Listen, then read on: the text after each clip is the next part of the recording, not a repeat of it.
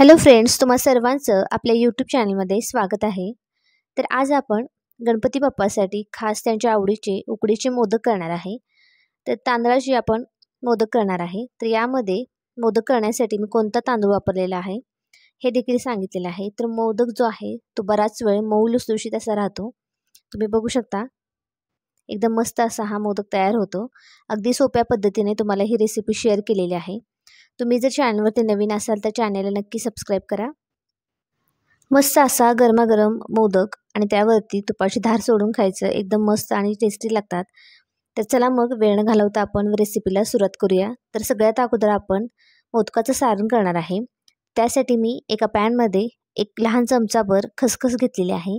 आता खसखस आपल्याला छान अशी भाजून घ्यायची आहे। गॅसची फ्लेम मी अगदीच बारीक केलेली आहे। तर बारीक गॅसवरती आपण खसखस चांगलं 2 ते 3 मिनिटं परतून घेऊया। तर बघू शकता खसखस अशी भाजून झालेली आहे। याला मी आता एका प्लेटमध्ये काढून घेते आणि त्याच पॅनमध्ये 1 चमचाभर मी तूप घेतलेलं आहे। तूप चांगलं मेल्ट झाले की यामध्येच आपल्याला थोडेसे काजू आणि बदामचे काप टाकून घ्यायचे आहेत।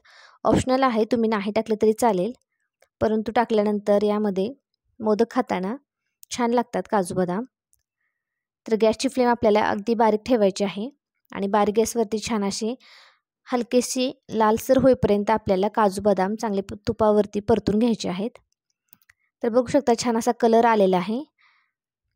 तर काजू बदाम मी एका प्लेटमध्ये काढून घेते आणि पॅनमध्ये थोडंसं तूप आहे, तुम्हाला दिसत असेल तर त्याच तुपामध्ये आपल्याला आता नारळ जो आहे तो भाजून घ्यायचा आहे। तर 1 वाटी मी नारळाचा चव घेतलेला आहे। तर याच्या मागचं जे काळं असतं ते मी काढून घेतलेलं आहे। 1 वाटी झालेला आहे नारळाचा चव मिक्सरमध्ये असा बारीक करून घेतलेला आहे।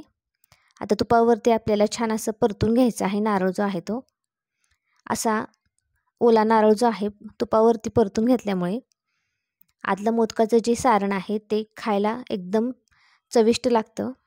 तर बारीक गॅसवरती आपल्याला हा जो नारळ आहे तो आपल्याला 2 ते 3 मिनिटं परतून घ्यायचा आहे। तुपावरती असा नारळ परतून घेतल्यानंतर त्यामधलं जे मॉइश्चर आहे ते कमी होतं। बघू शकता छान असा तुपावरती मी नारळ परतून घेतलेला आहे। आता यामध्येच आपल्याला गूळ टाकून घ्यायचा आहे। तर अर्धी वाटी गूळ घेतलेला आहे, किसून घेतलेला आहे, तुम्ही बारीक देखील करू शकता। तर 1 वाटी नारळासाठी आपल्याला अर्धी वाटी गूळ घ्यायचा आहे। हे प्रमाण अगदीच योग्य आहे। तुम्हाला जर जास्त गूळ खायला आवडत असेल तर तुम्ही गुळाचं प्रमाण थोडंसं वाढवू शकता। तर बारीक गॅस करायचा आहे आपल्याला। गूळ चांगला मेल्ट झालेला आहे। आता यामध्येच मी जे आपण तुपावरती मगाशी तळून घेतलेले आहेत काजू बदाम ते टाकून घेणार आहे। काजू बदाम या सारणामध्ये खायला एकदम छान लागतात, तर नक्की टाका। आता काजू बदाम देखील आपण या मिश्रणामध्ये छान असे मस्त मिक्स करून घ्यायचे आहेत। गॅसची फ्लेम बघू शकता मी एकदम बारीक केलेली आहे। यामध्येच आता जी सुरुवातीला आपण भाजून ठेवलेली खसखस आहे ती यामध्ये टाकून घेऊया आणि यासोबतच मी आता 1 लहान चमचाभर वेलची पावडर टाकून घेते। तर सगळ्यात शेवटी आपल्याला वेलची पावडर टाकून घ्यायची आहे, त्याच्यामुळे सारणामध्ये वेलचीचा वास तसाच राहतो, छान राहतो। काजू बदाम खसखस आणि वेलची पावडर छान अशी मिक्स करून घेतलेली आहे। आता यामध्येच मी चिमूटभर मीठ टाकून घेते। तर गोडाचा कोणताही पदार्थ असताना त्यामध्ये थोडंसं चिमूटभर मीठ टाकून घ्यायचं।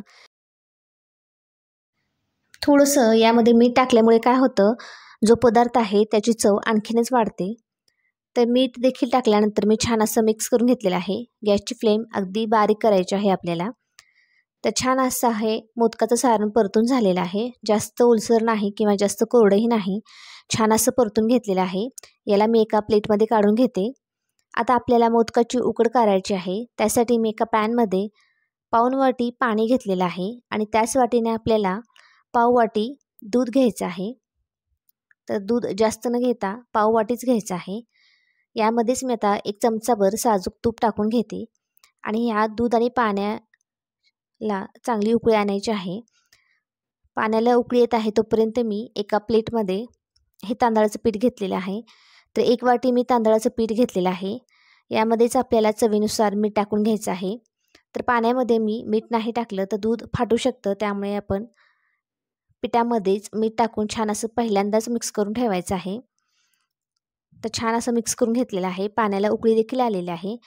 तर यामध्ये आपल्याला लगेचच हे ताटामधलं जे तांदळाचं पीठही आहे ते यामध्ये टाकून घ्यायचे आहे. तर हे पीठ टाकल्यानंतर आपल्याला गॅस लगेचच बंद करून घ्यायचा आहे आणि पटपट हे जे पीठ आहे ते छान पाण्यामध्ये मिक्स करून घ्यायचं आहे. तर एखादा चमचा घेऊन तुम्ही छान असं मिक्स करू शकता. तर गॅसची फ्लेम आपल्याला लगेचच बंद करायची आहे. तर मी आता हा लाकडाचा चमचा ठेवून स्टीलचा जो असा चमचा असतो त्याने छान असं मिक्स करून घेतलेला आहे. तर ही प्रोसेस जी आहे ती आपल्याला पटकन करायची आहे. आता यावरती आपल्याला झाकण ठेवून साधारण 10 मिनटं याची उकड काढून घ्यायची आहे. म्हणजे 10 मिनटं तसंच ठेवायचं आहे. तर 10 मिनटं झालेली आहेत. बघू शकता छान अशी आपली उकड तयार झालेली आहे. याला मी एका परातीमध्ये काढून घेते. तर जास्त थंड नाही, अगदी कोमट आहे. हाताला हलकीशी गरम लागते. त्याच वेळेस आपल्याला हे जे पीठ आहे ते छान असं मळून घ्यायचं आहे. तर बघू शकता पीठ चांगलं छान असं मुरलेलं आहे. छान असं एकजीव होत आहे. तर आपल्याला मोदक करताना तांदूळ कोणता वापरायचा, तर या ठिकाणी मी आंबेमोहोर तांदूळ घेतला होता. त्याला 2 ते 3 वेळा स्वच्छ असं पाण्याने धुवून घेतलं आणि नंतर फॅनखाली चांगलं एक दिवसभर वाळवून घेतलेलं आहे. तर उन्हात न ठेवता आपल्याला फॅनखालीच असं छान सुकून घ्यायचं आहे. तर अगदी थोडंसं मी पाण्याचा हात लावून हे पीठ जे आहे ते मळून घेतलेलं आहे. बघू शकता छान असं मऊसूत झालेलं आहे पीठ. अगदी लोण्यासारखं झालेलं आहे. आणि गिरणीतून आपल्याला पीठ जे आहे ते छान असं मऊ किंवा बारीक एकदम दळून आणायचं आहे. त्यामुळे मोदक जे आहे त्याला कडा म्हणजे त्याच्या कडा ज्या आहेत त्या चिरत नाहीत. तर बघू शकता एक गोळा मी तुम्हाला दाखवलेला आहे. तर अजिबात पीठ जे आहे ते कडेला चिरत नाही. तर आपली पिठी जी आहे ती छान अशी तयार झालेली आहे. उकड जी आहे ती चांगली तयार झालेली आहे.